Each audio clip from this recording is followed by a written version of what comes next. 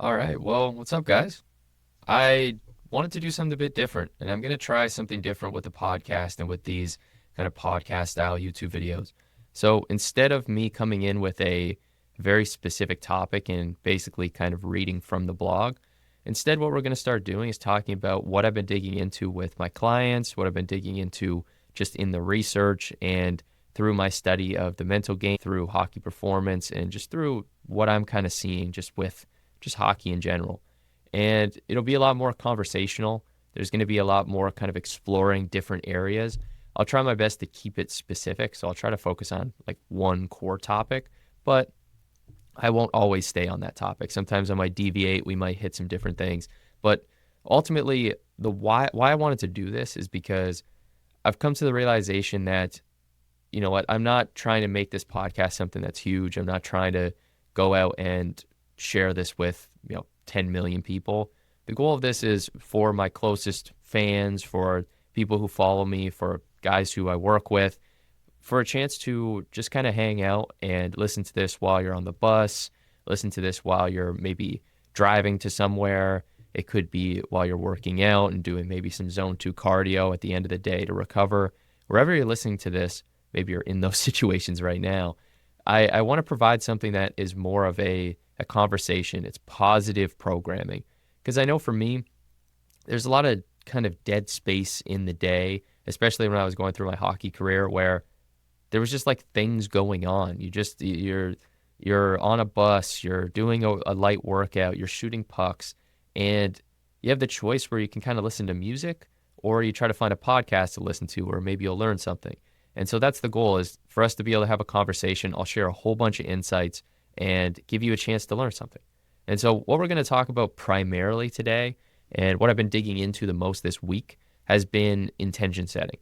And the reason I've been digging into this is because intention setting is this very interesting tool and technique in the mental game that I truly think is a game changer.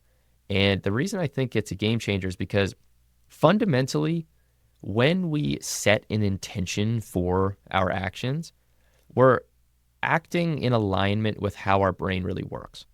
And what we're really doing is we're kind of tapping into this action-oriented part of our brain. Because whenever we set a goal, so we set an outcome-based goal, the challenge is that we can't always control all the variables that go into it.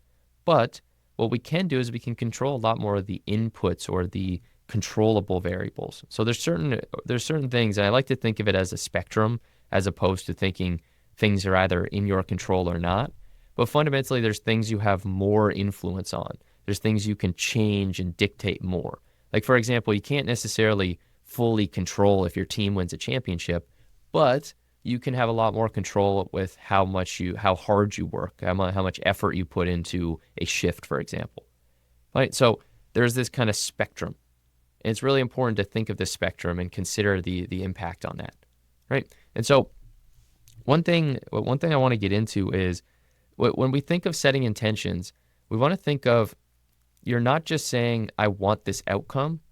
Instead, when you set an intention for this week, and this is what I recommend when you go into practices, you go into games, is you set a clear intention of, I'm going to focus on, so instead of saying, I want to score, you'll set the intention, I'm going to get to the net for rebounds, right? Because now what you're doing is you're focusing on the details that you can control a lot more. These are things that are, if you were, again, think of the spectrum of like totally out of your control and then like super in your control, we're leaning more towards things that are more controllable. That's the key.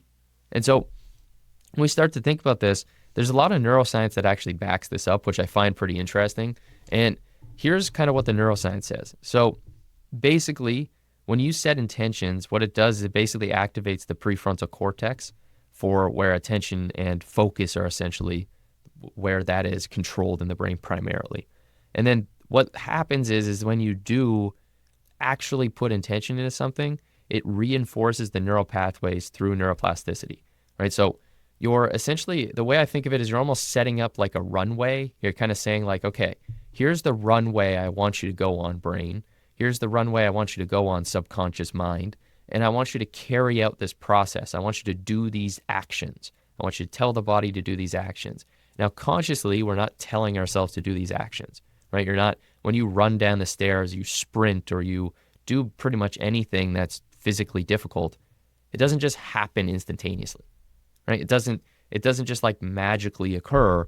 Fundamentally, what's happening is that we are setting the kind of runway of, here are the actions I want you to focus on that are going to cause this outcome that I want you to generate.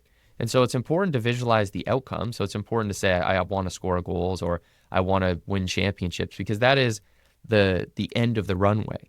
But then you also need to set clear intentions that are the pieces of the runway.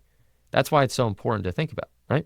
And so it's kind of interesting. There's actually quite a bit of research that shows that if you set intentions before you go into something, so if you set intentions before a practice or a game, again, this is my hypothesis. I haven't seen the research that shows this directly for a hockey performance, but there's basically several different studies that show that it reduces stress by aligning actions with a purpose, right? It creates a more purpose-driven actions.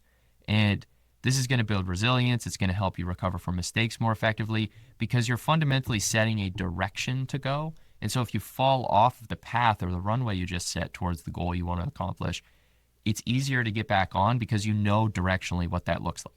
And so there's a bunch of studies. If you guys want the studies, obviously just let me know. But there's like meta-analyses that show that if you implement intentions, it is really, really impactful. And they call it implementation. So that's really what they call it. I just say setting intentions. But the reason they call it implementation intentions is because essentially what you're doing is you're saying, I'm going to do these things in the process. These are the actions I'm going to take and focus on, right? And I just say this simply as inputs over outputs, right? You focus on the inputs, the controllable actions, versus the outputs, which are the results of your actions. And so some actionable takeaways you can really take from this, and this is something you can note down, is I would use something I call neural links. This is something I learned from Train 2.0, or at least that's what Jason Yee was calling it at the time, I think 6 to 8 years ago. And basically, you want to establish the if-then statement. So if this happens, then this occurs. And if you know anything about computer programming, which I know a little bit, basically, this is how you program a computer. It's if this happens, then I do this. In our brain, we're essentially connecting a situation to a response to allow our brain to have a pre-planned response. So this is how you kind of prepare yourself for the future before it occurs. This is what preparation really is it's preparing that if this occurs, then I do this. If I get hit, then I absorb the hit. If I get the puck in the slot, then I shoot. If I am in this situation in a game, I do that, right? And so what you want to do is start to think about developing routines, developing systems that are about creating those neural links or if-then statements. So evaluate your game after each game and look to see which neural links were not effective. That's the most important thing you can do, because once you understand what neural links don't work, you can understand what neural links you need to try to adjust. When you make these adjustments, you'll figure out how to start making better plays in games consistently, because you'll learn what I need to rewire. What do I need to focus on in practice? And this circles back to the concept of intentions, right? Because when you set clear intentions before the game, you are setting something in motion. You're setting the runway, the core action steps you want to take. And then you've programmed all of these neural links, these if I'm in this situation, then I do that responses. And so all of these responses are going to be more likely to come out because you've set the intention to be in alignment with those responses.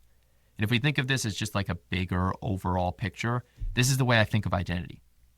When you say a player's identity, it's a collection of the if-then statements they have.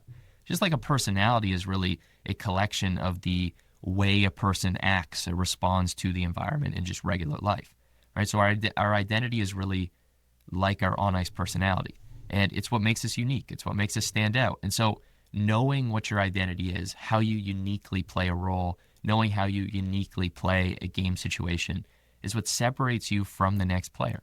And so be yourself, be your own unique style, but remember that you still have a role to play on the team, because if you ignore your role and you just start ripping the puck from the red line because that's your creative identity, and your coach might not play you. So there's this balancing act of creativity and structure that you have to find, and that's what players learn at the higher levels is if they were a creative player when they were younger, they have to learn how to work creativity into systems. And when you go to college and you play Division I, this is what every guy has to deal with, is you have to be very systems oriented and find ways to be creative, find ways to be offensive, find ways to be your unique identity in those situations. So another topic I wanted to touch on, because I think it's just a really cool topic, is the idea of the default mode network. And basically the default mode network is this kind of confusing way of looking at a way the brain responds between tasks. And the way you can kind of think of it is that the default mode network, I believe, was kind of like our identity or our sense of self. And it's deeply connected to how we get into flow state. Because somebody who has a really active default mode network, they essentially are likely to be in their head talking more. And what we want to learn how to do is be able to quiet that default mode network, be able to quiet the identity and the self-talk when we want to. And this comes from fundamentally meditation. That's why I push so hard for players to do meditation. That's why I have a full meditation course for hockey players, if you want to look at that.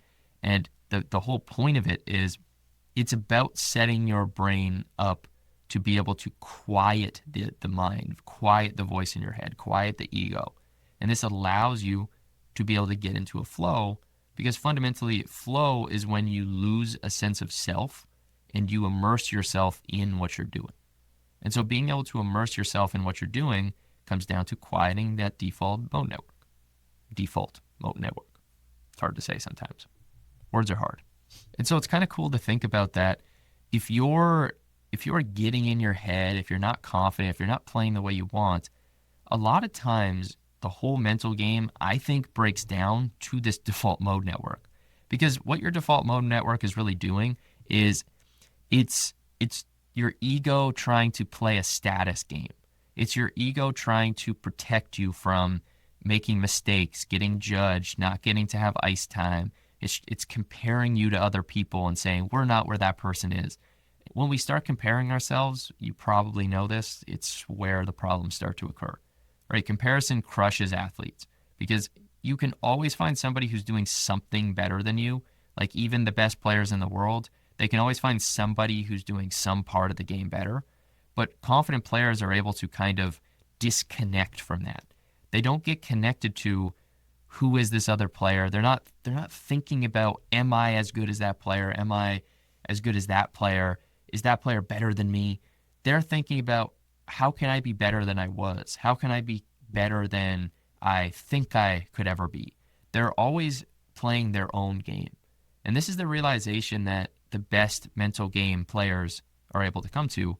This is what Kobe Bryant came to when he talks about it's an internal game. That's the only game you're ever playing. And so, yes, we think it's an external game. We think that the points and the scoreboard and the shot clock or whatever it is, we think that those things are what the game is all about. But fundamentally, it's the game you're playing in your head, because all of that is information being taken in through your senses and then being digested in your brain and created in your brain. Your brain is producing everything you see in the world. It's happening in your head. You see things, and it's a movie that's playing in your head that is creating what you see around you. It's an occurrence in your brain, which is such a strange concept to think about. But like that's what's really happening. It's an internal game. It's every challenge you face is an internal battle, because it's you wanting to have something and there's an obstacle that you don't know how to overcome. But that's what's cool about life, is that it's like a video game. You get to pursue challenges. You get to do things that are difficult. You get to try to overcome difficult situations. So if you're struggling to figure out, well, what should I do? I'm down on myself. I'm comparing myself. The key is to flip it internally. Turn it into your own game. Realize that all of this is a mental game. It's a challenge you're choosing to face. Because here's the deal. You can always avoid the challenge. Like you can always run away from whatever's difficult. You don't have to play hockey. You don't have to do really anything. It's a choice we make because we want to pursue something, right? Like if you're keep getting beat by a video game, you can just not play the video game, or you can embrace the fact that it's difficult. You can embrace the challenge and you can take on the game. right? You can try to beat the next boss. So if you're going through a tough time right now, that's the key, is like embrace that, step into that. And so just circling back to this concept of flow, if you want to get better at getting into the flow state, here's what you should do. I would recommend using mindfulness to quiet the default mode network. Use meditation. Start doing 10 to 20 minutes of meditation a day. Super simple. It's what I prescribe to every guy that I work with at the start, is do that within the first few weeks of us working together. It will make a difference. If you take anything from what I say, just doing some kind of awareness practice where you simply sit or you walk or you do anything, but you do it with intent and with a intention to be mindful of what you're experiencing, what you see, what you taste, what you touch, what you hear, all of that stuff. And it's teaching yourself to let the egoic mind slowly quiet, because when that mind quiets, what you're able to do is tap into something deeper. And this could mean you just do breath work, right? Like maybe that's what you like doing. So if it's after a tough workout, maybe just do 20 minutes of breath work to end the day and quiet the mind, quiet the body. But either way, it's all going to cause the same effect. And that's all I'm trying to get you to do, is just cause an effect for yourself. So a third topic I wanted to dig into for this week was just the idea of building unshakable confidence and how the top players think.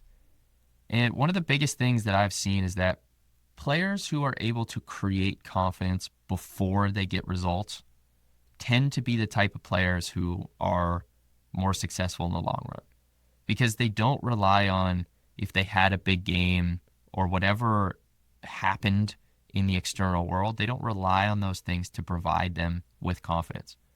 Instead, the best players are people who they get their confidence from, how well did I prepare? They get their confidence from, did I consistently do what I needed to do?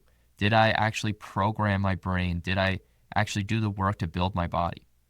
Right? Because fundamentally, confidence, but also just performance in general, you will thrive when you align your mental state, your emotional state, and your physical state. When those three things come together and align, that's what mind-body hockey training is. It's connecting all the pieces. It's bringing them all together into alignment. And flow state occurs when those three pieces are dialed in. And another way to think of this is the 4 pillars of performance that I talk about all the time, which is, do you have your mental ability dialed in? Do you have your hockey IQ ability dialed in? Do you have your physical ability dialed in? And do you have your mechanical ability dialed in? If all 4 of those pieces are dialed in and those things are prepared, then you will have the maximum performance at that time. And the only limitation is going to be whatever the weakest link in that system is.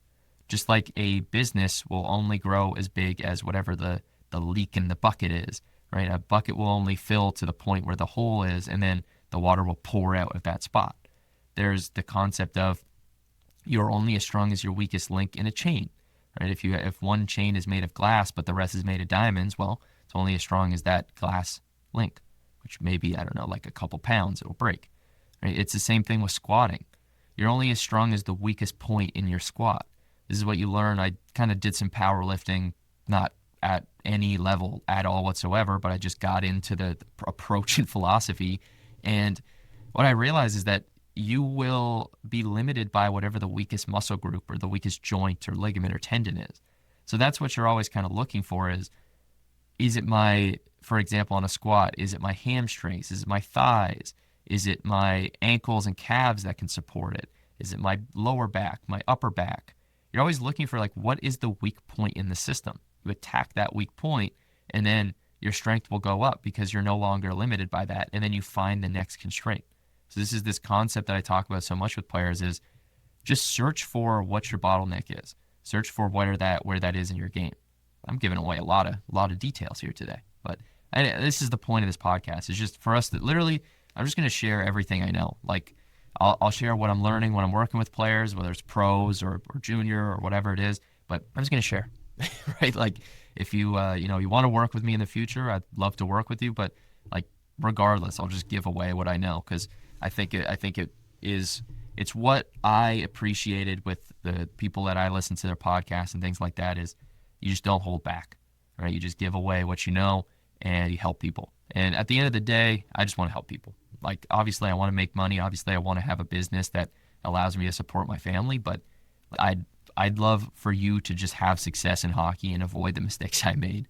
If you can have the tools that I didn't have, I hope that it will get you to where you want to go. And so the last thing I want to talk about today is just this concept of how confidence is so deeply linked to self-image, and how self-image is essentially the identity. And so what I mean is that the way that you program your brain to see yourself becomes the kind of limit or the ceiling of what you will allow yourself to do. So if you see yourself as somebody who's really good on breakaways, well, then you will do things to get yourself on more breakaways. If you see yourself as somebody who is really good at hitting, you'll create more opportunities for that. You'll find ways to put yourself into situations that align with who you see yourself to be. So what I want you to realize is that if you're not making the types of decisions you want to make, it's oftentimes because your self-image, the way you see yourself, is not aligned with who you want to be. And what that means is that consciously you're aware of, I want these things, I want to do this thing, I want to play this way. But subconsciously, it's not happening because subconsciously you have not programmed yourself to see yourself as somebody who does those things. This is the disconnect between a thought and a feeling, at least the way I see it, is that you see people when it comes to, for example, in my kind of work with coaching, somebody might say they want to be a social media coach and somebody who helps people online, but they don't actually feel that way. They don't actually feel like this is something that they can do.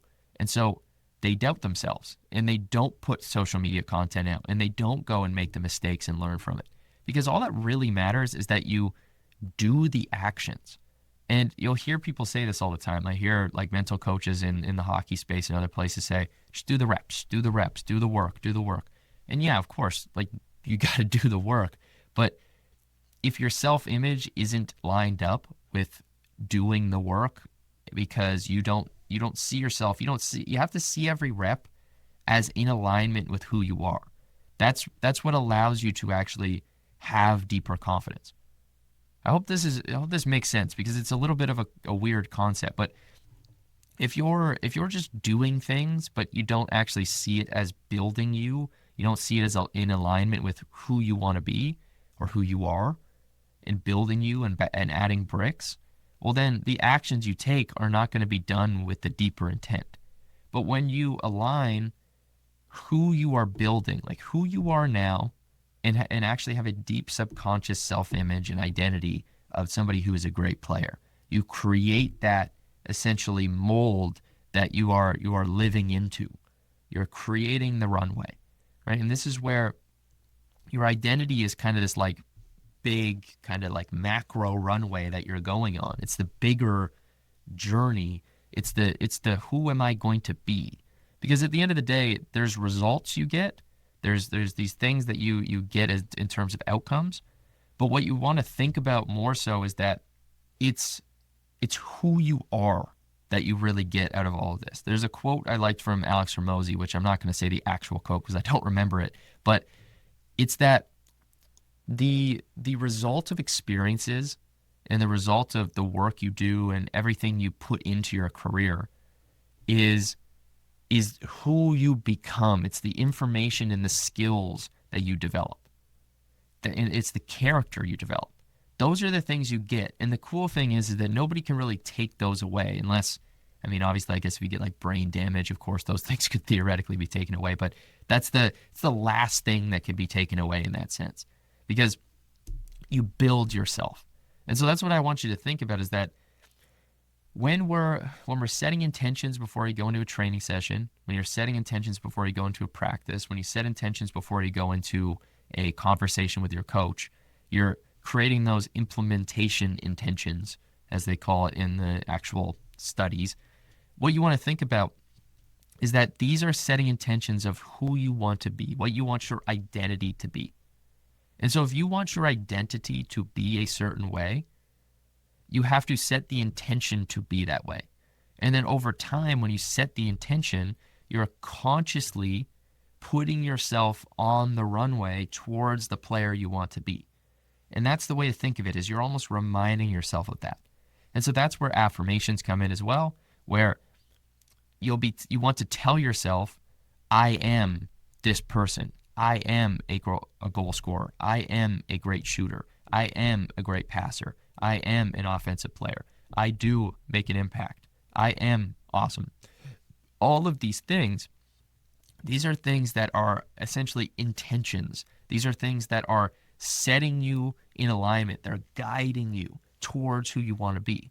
And so with all my systems and all the training we do and the main Next Level Accelerator program that we do, what we're really doing is teaching players. We're teaching you, if you're in this program right now and listening to this, what we're doing is we're giving you the identity. We're helping you build the identity you want to build and creating that runway, that long runway you're trying to go down, and then helping you to use techniques, being the intention setting, the affirmations, things that are guiding you and keeping you in alignment with that.